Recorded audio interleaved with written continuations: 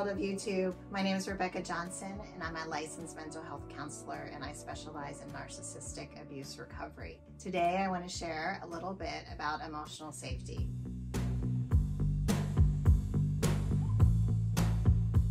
This is something I talk about a lot with my clients that are trying to recover from narcissistic abuse. When I define emotional safety to my clients, initially they're really confused. They have no idea what it means. And that's usually because they tend to grow up in toxic homes with toxic parents and have never really experienced emotional safety. So this concept of emotional safety is really foreign to them. They end up then in equally or even more, if not worse, emotionally unsafe relationships as an adult. I wonder what you think of when I mention emotional safety. What comes up for you? What does that mean for you?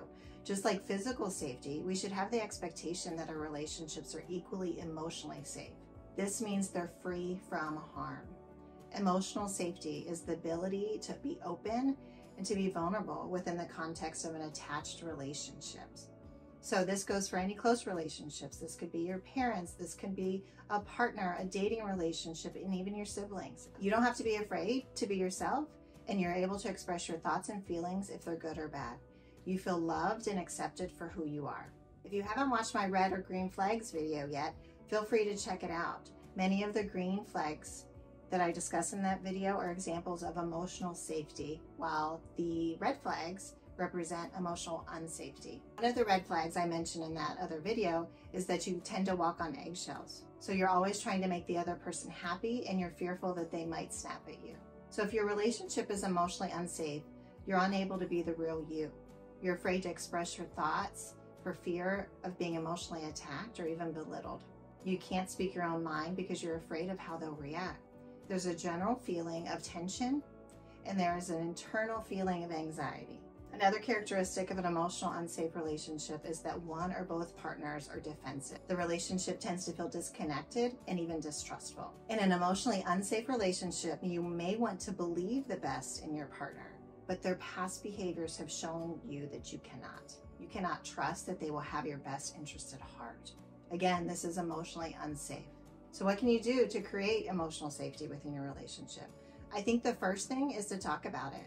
What does that mean for you? What does that mean for your partner? It's really important to be an active and even reflective listener in that conversation, to take in what they have to say and to be able to express how you're feeling. Tell them what they're doing and how that makes you feel, how that makes you feel unsafe.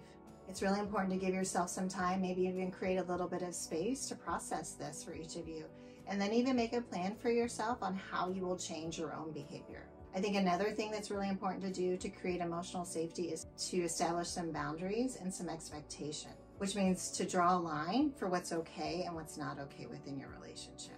With those boundaries, know what you will do if that line is crossed. Another thing is to really be able to show each other compassion and empathy. Keep in mind, your partner may not have the ability to change their behavior. If they have narcissistic traits, many of the things that I just mentioned will be impossible for them to do.